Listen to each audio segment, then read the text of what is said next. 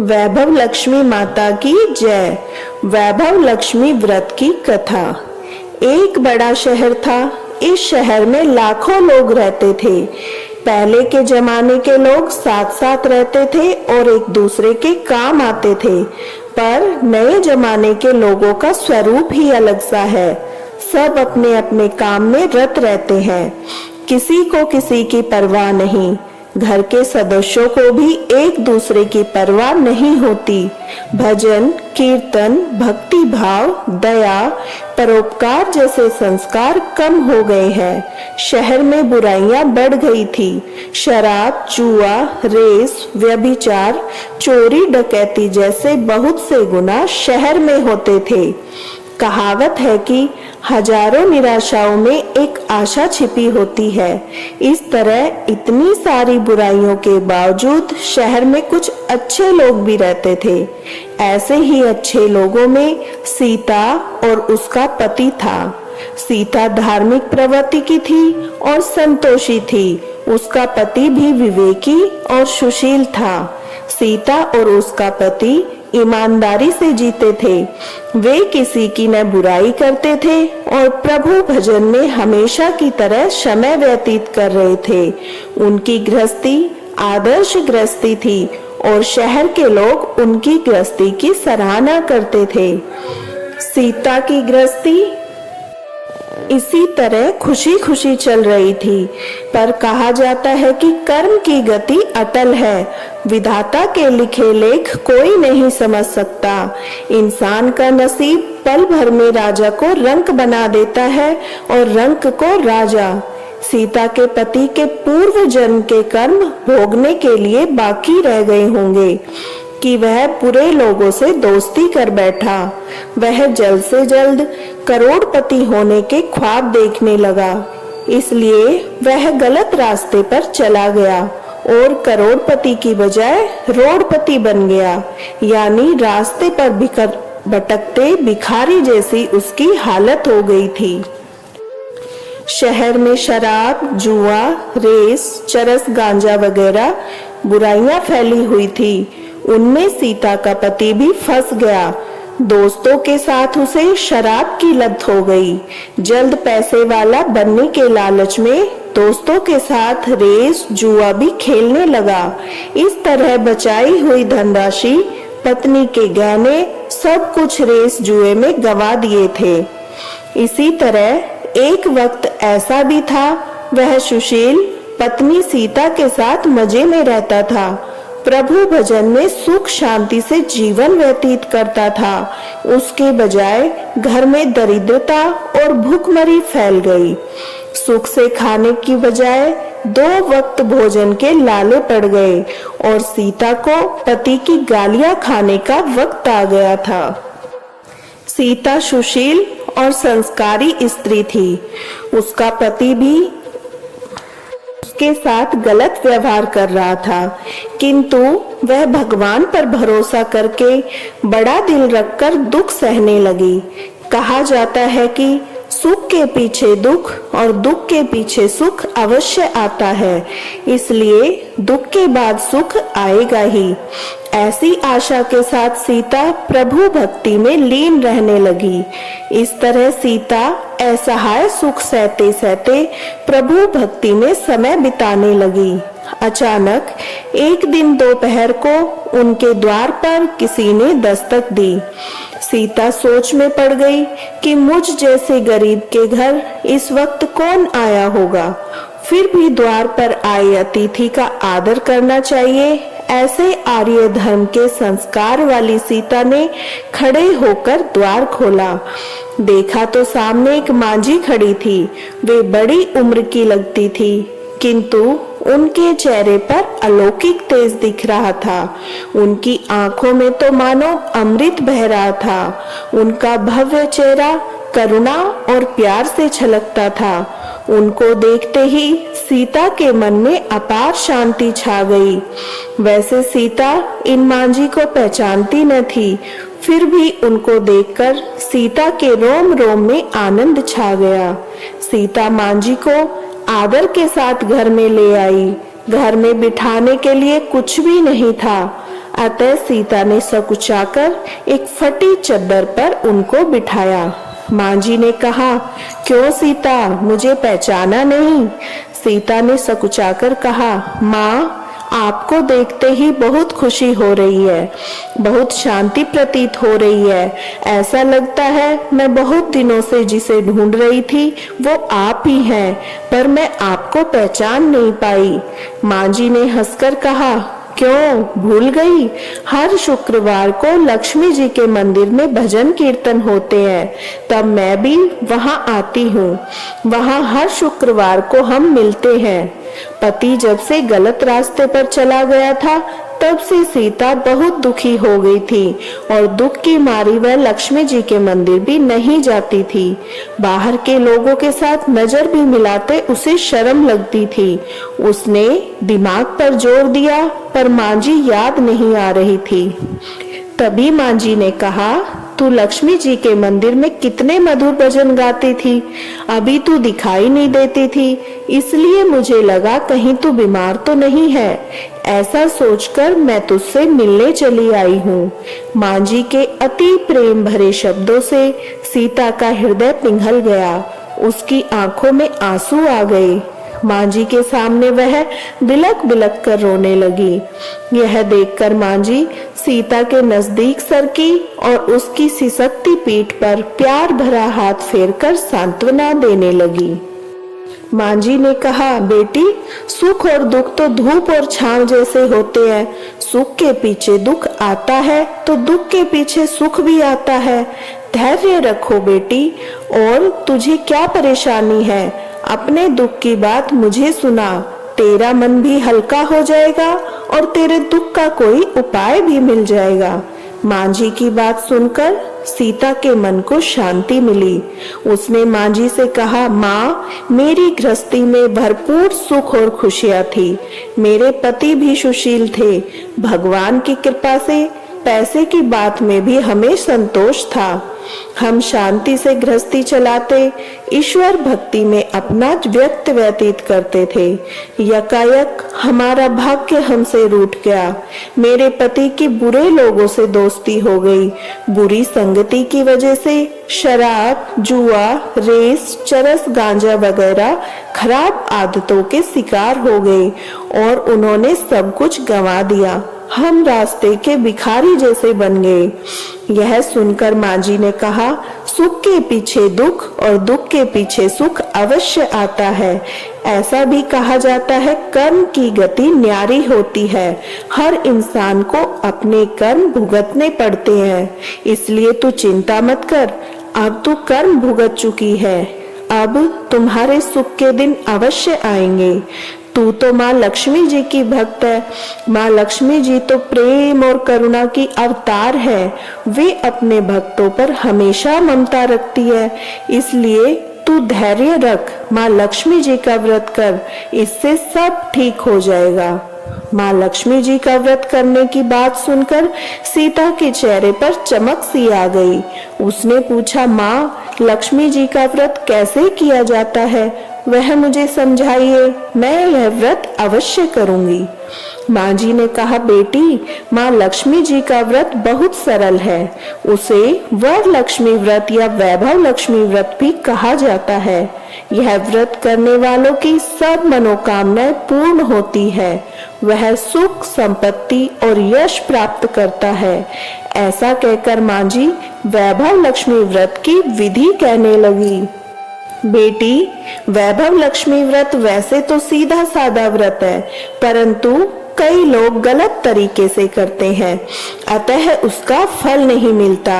कई लोग कहते हैं, सोने के गहनों की हल्दी कुमकुम से पूजा करो, बस व्रत हो गया, तभी उसका फल मिलता है। सिर्फ सोने के गहनों की पूजा करने से फल मिल जाता तो आज सब लखपति बन गए होते। सच्ची बात यह है, सोने के गहनों का विधि से पूजन करना चाहिए। व्रत के उद्यापन की विधि भी शास्त्रीय होनी चाहिए, तभी यह वैभव लक्ष्मी व्रत पूर्ण फल देता है। यह व्रत शुक्रवार को करना चाहिए। सुबह में स्नान करके स्वच्छ कपड़े पहनो और सारा दिन मन में जय माँ लक्ष्मी का नाम स्मरण करो। किसी की चुगली नहीं करनी चाहिए। शाम को पूर्व दिशा में मुंह कर बैठे और आसन पर बैठ जाएं। सामने पाटा रखकर उस पर रुमाल रखें। रुमाल पर चावल का थोड़ा सा ढेर रखो। उस ढेर पर पानी से भरा तांबे का कलश रखकर कलश पर एक कटोरी रखो। उस कटोरी में एक सोने का गहना रखो। सोने का न हो तो चांदी का भी चलेगा। चांदी का न हो तो नकद रुपया भी चलेगा। बाद में घी का दीपक जलाकर धूप सुलगा कर रखो। माँ लक्ष्मी जी के बहुत स्वरूप है। माँ लक्ष्मी जी को श्री यंत्र अति प्रिय है। अतः वैभव लक्ष्मी व्रत विधि अनुसार करते वक्त सर्वप्रथम श्री यंत्र और लक्ष्मी जी के विविध स्वरूपों का सच्चे भाव से दर्शन करो। उसके बाद लक्ष्मी स्तवन का पाठ करो। बाद में कटोरी में रखे गहने या रुपयों का हल्दी कुमकुम और चावल चढ़ाकर पूजन करो। लाल रंग का फूल चढ़ाओ। शाम को कोई मीठी चीज बनाकर उसका प्रसाद रखो। न हो सके तो शक्कर या गुड़ भी रख सकते हैं। फिर आरती करके 11 बार सच्चे मन से जय माँ लक्ष्मी बोलो। बाद में 11 या 21 शुक्रवार यह व्रत करने का दृढ़ संकल्प माँ के सामने करो और आपकी जो मनोकामना हो वह पूरी करने की माँ लक्ष्मी जी से विनती करो। फिर माँ का प्रसाद बांट दो। थोड़ा प्रसाद अपने लिए रखो। अगर आप में शक्ति हो सारा दिन उपवास रखो। फिर प्रसाद खाकर शुक्रवार करो। न शक्ति हो तो एक बार शाम को प्रसाद ग्रहण करते समय खाना खा लो। अगर थोड़ी भी शक्ति न हो तो 2 बार भोजन कर सकते हैं। बाद में कटोरी में रखा गहना और रुपया ले लो। कलश का पानी तुलसी क्यारी में डाल दो और चावल पक्षियों को डाल दो। इस तरह शास्त्रीय विधि अनुसार व्रत करने से उसका फल मिलता है। इस व्रत के प्रभाव से सब प्रकार की विपत्ति दूर हो जाती है और आदमी माला माल हो जाता है। संतान न हो तो उसे संतान प्राप्ति होती है। भाग्यवती स्त्री का सौभाग्य अखंड होता है। कुंवारी कन्या को मनभावन पति मिलता है। सीता यह विचार सुनकर आनंदित हो उठी। फिर पूछा, माँ आपने वैभव लक्ष्मी व्रत की जो शास्त्रीय विधि बताई है वैसे मैं अवश्य करूंगी, किंतु इसका उद्यापन किस तरह करना चाहिए यह भी कृपा करके बतलाइए। माँ जी ने कहा, 11 या 21 जो मन्नत मानी हो उतने शुक्रवार यह वैभव लक्ष्मी व्रत पूरी श्रद्धा और भावना से करना चाहिए। व्रत के आखिरी शुक्रवार को जो शास्त्रीय विधि अनुसार उद्यापन विधि करनी चाहिए वह मैं तुझे बताती हूँ। आखिरी शुक्रवार को खीर या नैवेद्य रखो। पूजन विधि जैसे हर शुक्रवार को करते हैं वैसी करनी चाहिए। पूजन विधि के बाद श्रीफल फोड़ो और कम से कम 7 कुंवारी या सौभाग्यशाली स्त्रियों को कुमकुम का तिलक करके वैभव लक्ष्मी व्रत की एक पुस्तक उपहार में देनी चाहिए और सबको खीर का प्रसाद देना चाहिए। फिर वैभव लक्ष्मी स्वरूप माँ लक्ष्मी जी की छवि को प्रणाम करें। माँ लक्ष्मी जी का यह स्वरूप वैभव देने वाला है। प्रणाम करके मन ही मन भावुकता से माँ की प्रार्थना करते वक्त कहे, हे माँ धन लक्ष्मी, हे माँ वैभव लक्ष्मी, मैंने सच्चे हृदय से आपका वैभव लक्ष्मी व्रत किया है, तो हे माँ हमारी मनोकामना को पूर्ण करो, हम सबका कल्याण करो। जिसे संतान न हो उसे संतान देना, सौभाग्यशाली स्त्री का सौभाग्य अखंड रखना, कुंवारी लड़की को मनभावन पति देना।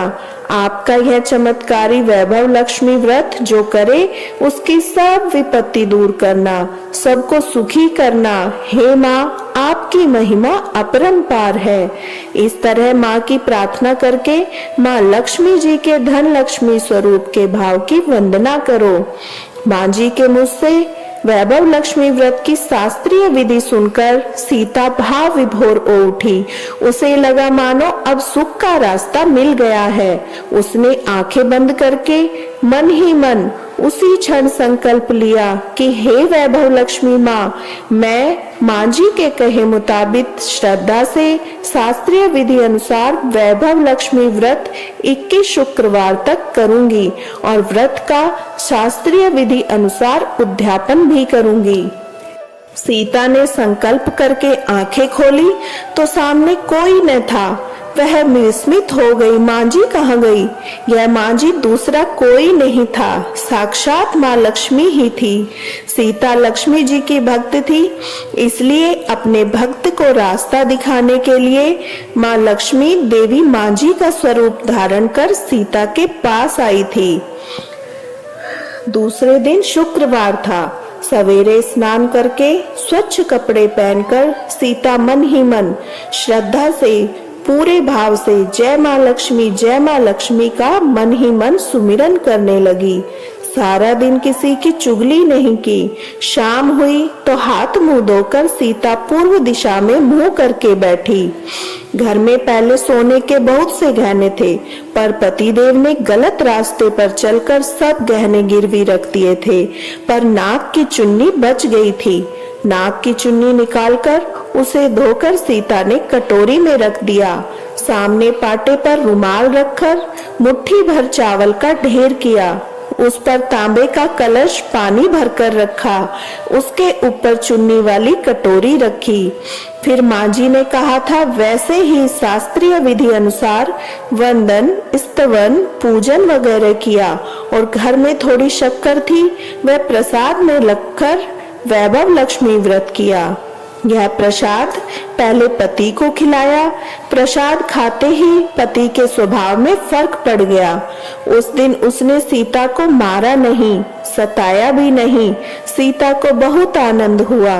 उसके मन में वैभव लक्ष्मी व्रत के लिए श्रद्धा और बढ़ गई। सीता ने पूर्ण श्रद्धा भाव से 21 शुक्रवार तक वैभव लक्ष्मी व्रत किया।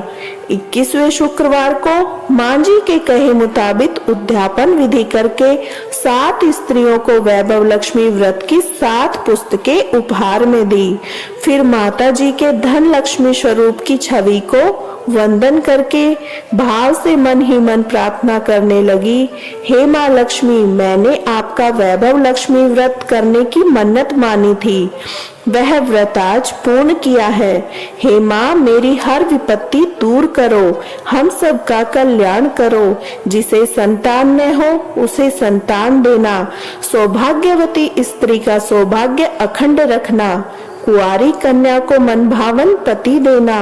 आपका यह चमत्कारी वैभव लक्ष्मी व्रत जो करे उसकी सब विपत्ति दूर करना, सबको सुखी करना।